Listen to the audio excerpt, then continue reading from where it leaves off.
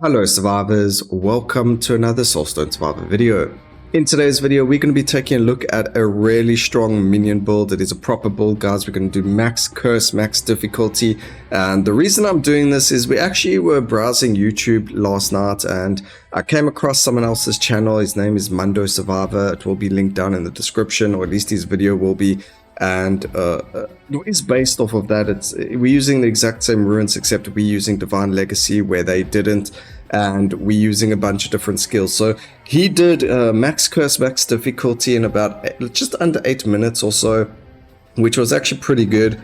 And I thought to myself, well, maybe if he changed up a couple of things, it would work a little bit better. So that's exactly what we're going to be doing in this video. So first off, we are running skill mastery nature, skill inclination nature, and then we're running weapon expert. Well, I'll tell you why we do weapon expert. I'm actually not going to run siege expert, which is the ascension, because we don't want the burn damage. And by having that, it keeps giving us fire passes, which we don't want. And then we are going to run his second weapon with weapon expert, because we're going to get summon inventory. Hey, inventory. And then we're going to try and see, we won't worry about it just yet. We're going to hope and pray we can get power conductor instead, or even frenzied bunnies. So the one thing about this is it works on absolutely everyone. And the reason for that is we use the same summons. So we use bestial wrath, cobra totem, cave bear, summon plague rats, and the summon putrid hounds. And that's 5 skills. You're going to need a 6th skill. Every single character in the game has a summon skill, whether it's a build ballista, whether it is the the summon helper elves, which is the event skill. We've got frost totems. It doesn't matter who you click on, you're going to see that they've got other summons as well. We've got ourselves the summon enclave with the assassin. It doesn't matter. Every single person has summons in the game, and you can use that. So the 6th skill will be that. But let's get straight into it. It is a max curse, max difficulty, and we're going to see how quickly we can do this. I know it should be under 7 minutes, but it just depends. The fact that we don't have to worry about our ascension now does make it a little bit faster, but also slower at the same time, because not having an ascension does make us slightly weaker. If you wanted to play on different characters, you could use people like the Demon Hunter, very, very strong one to run because of having artifact power, and also an ascension that is summons, which, by the way, we are double checking. I did test it myself, but it's inconclusive. I can't actually see. That's why my damage numbers are on. But I need to check if something like commanding presence, this one over here, is going to affect, because it says it increases the damage modifier of all summoned units by you. And the thing is, when you look at your artifact power, it says that you summon these units. So it makes me curious as to whether or not it does actually summon them, and whether or not this works on them. So I'm just testing it to make sure, to see what happens, and we need to just find out what's going on over there. So we'll see. Still doing more testing. I will let you guys know, obviously, because we're going to make another video, of course. Okay, we did take the electric damage. If we do get power conductor, obviously that will assist in that. We do get frenzied bunny, not really what we're looking for right now, so it can be held off. We do go for the cave bear, which is a really, really good one. Now, the reason we use cave bear is, one, it's got taunt, but also cave bear has a buff. So when it roars, it gives all allies, which means all the summons, increased damage as well as increased life. So not only do we get an extra summon, being the cave bear, but we also get a buff from the cave bear, which is going to increase the damage of everything else around it. So it's just really, really awesome. It's really cool. It works really well. We need the putrid hounds, and now we can kind of look out for our power conductor, which will give us a whack ton of dazed and electrified, and that's going to help us kill things a lot faster. But there we go. First set of bosses already down, and we're in a fantastic spot over here. We're going to go venomous, just so everything can cause damage, and then we'll just work on things like cast frequency and anything else like that. So cast frequency, multicast, crit over there is beautiful. cast frequency. We're not really going to worry about life and all that. I don't think we need it for a single cycle run. If we were looking at running higher overlord cycles, then we would look at other things. I'm not going to worry about this just yet. This could bite us in the butt later, but we need the movement speed. Again, we're going to stay off of that just because we don't want it to be... we might replace it. So we're going to banish this. We don't need the duration. As you can see, our cooldown is lower than the duration, so we don't need more duration over there. Makes no sense. It's a wasted level up, so banish it. We're never going to use it.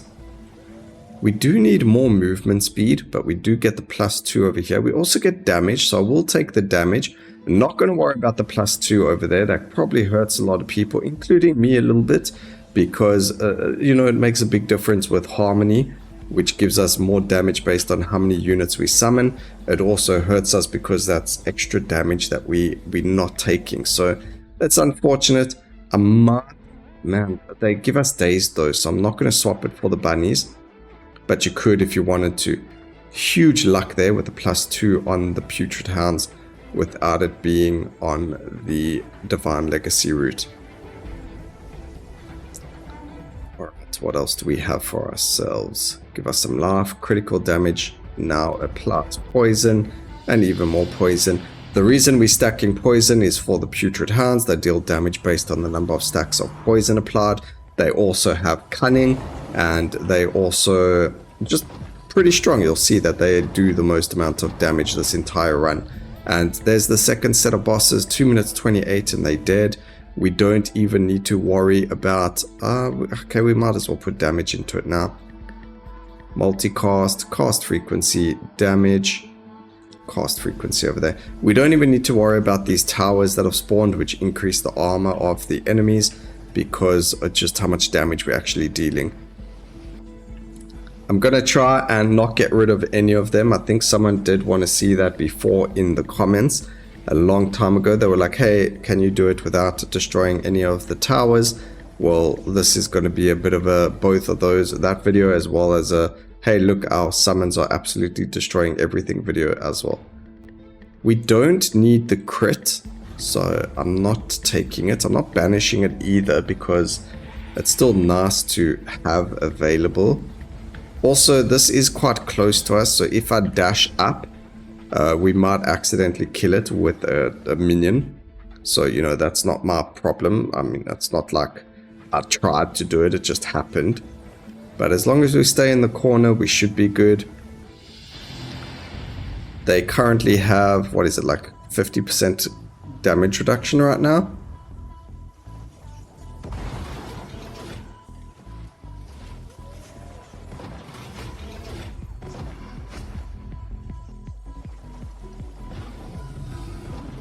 Just stay away from his explosion. There we go. Cast frequency, area of effect is actually really good over here. So we're going to grab that, grab the movement speed. We're going to grab the multicast over here. We're actually going to lock it and we're going to reroll because look, we get the +2, which is beautiful. And there's power conductor. We are actually going to swap power conductor out for the summon inventory because I like power conductor more. It's got more area of effect. They've got a lower cooldown. It's a better skill in my opinion. So there we go. We're going to swap them out. And that's going to create, as you can see, we've already summoned 4 of them.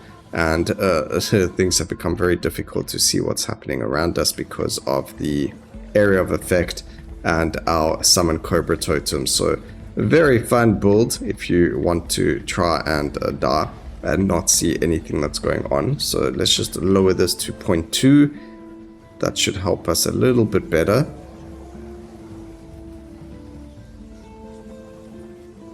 But so we're still in a very good spot. Next set of bosses are spawning. 4 minutes 25. It's not very fast, unfortunately, because we're not destroying the towers. But we're still doing a whack ton of damage. Look at that. 1 boss already down. 2 bosses down. Next one's down. And the final one is down. So we should be able to do it under 8 minutes still, even with the totems up, which is a lot of damage reduction. And that just shows you how strong this build actually is. I mean, this could be done on pretty much anything, and again, it would be a lot stronger if you did it on, let's say, the Pyromancer. Artifact power helps a whack ton. Ascension can make a big difference. Someone like the Cursed Captain has a pretty good Ascension because of fragility. He also gives you a very good artifact power. We've got the artifact power on the Demon Hunter, gives you Shattered as well, which is very strong. And then he also gets crit damage as well from his Ascension, as well as extra summons. So again, I don't know if they affect Harmony and Commanding Presence, but it would be really cool if they did. Another thing to test is if extra help works on his actual Ascension, because maximum is normally 6. Is having extra help going to make his maximum be 7? That's something else that we have to sit and test to. But you know, in the end, thank you to Mundo Survivor for the generally the idea, because that's where we found it on his YouTube channel. Go take a look. The video will be down in the description. And there you go, guys. Sub 6 minutes with totems up, and we completely decimated over there. I hope you guys enjoyed the video as much as I did playing it. Massive amounts of damage coming in from there. A good just a good example of damage wise though.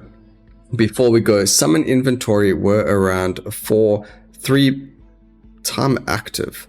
No, summon inventory was around for the entire time. I don't know why it's saying 3 minutes 48 seconds, but we only had Power Conductor around for 2 minutes, and they dealt more damage than the Plague Rats, than summon inventory, and nearly dealt more damage than the Cave Bear. So that's pretty insane. I hope you guys enjoyed the video. Please remember to like, comment, and subscribe for more videos like this in the future. And always remember, keep safe, survivors. Until next time, cheers.